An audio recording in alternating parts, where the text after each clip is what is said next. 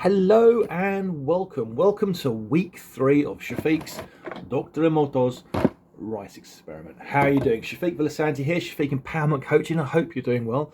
I hope everything is looking well for you. Here in Surrey in the United Kingdom, it is a dusting of snow, shall we say, so it's been quite nice. I'm in the quietest room of the house, the bedroom, because like I guess lots of people worldwide, a lot of people here in the UK, my kids are downstairs homeschooling and one's upstairs in their bedroom. And this is basically a bit of solace for me.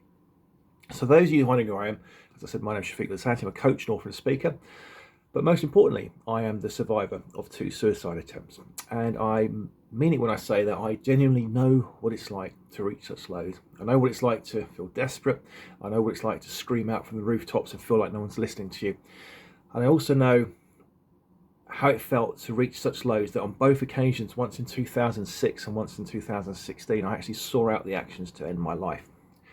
I didn't necessarily want to end my life, I just wanted the pain to stop. And thankfully for me, on both occasions, my attempts failed. So one thing that was instrumental in me overcoming my dark thoughts and my depression and my suicidal tendencies and overcoming prescription drugs and seeing a psychiatrist and all that sort of stuff was to understand about how we thought and those memories that we carry. As I said on my previous videos, so please feel free to take a look back through the previous videos over the last 2 weeks. When you break it down, a lot of the occurrences we have in our lives, and a lot of the failures and a lot of the illnesses that we might carry throughout our lives are often self-perpetuated by how we think and how we talk. And as I've said before, Dr. Emoto shows, and science shows as well, that it's irrefutable that water will store negative energy and water will store positive energy in the forms of crystals and how they're formed.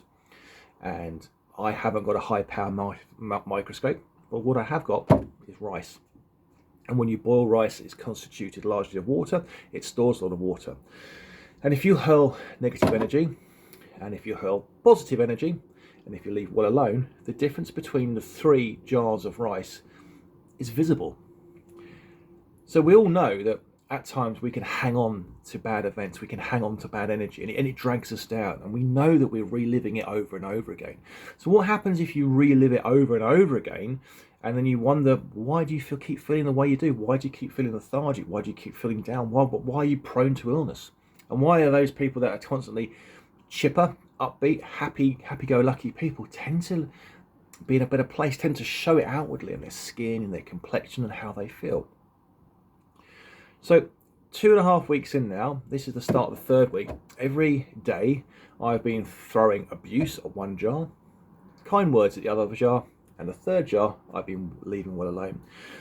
And if there's one thing that you can take from this, and I won't give you the results till next week, it is that for those of you that say, I've got to create a habit, I've got to create a change, then for me, along with all the other practices that I do day to day, it showed me that anybody who says they can't find 2 minutes in the day for something really needs to look at themselves quite hard.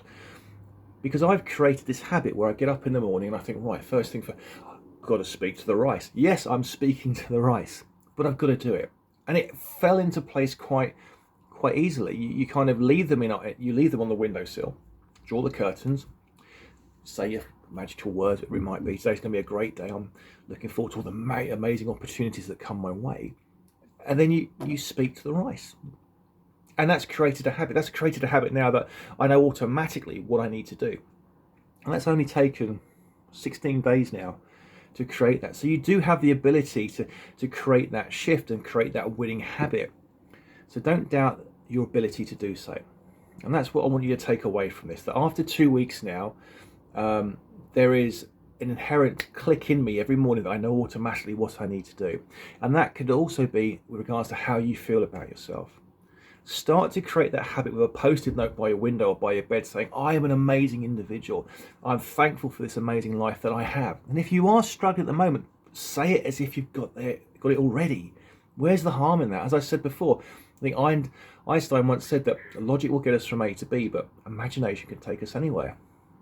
Sometimes it's great to daydream. Sometimes it's great to look out that window.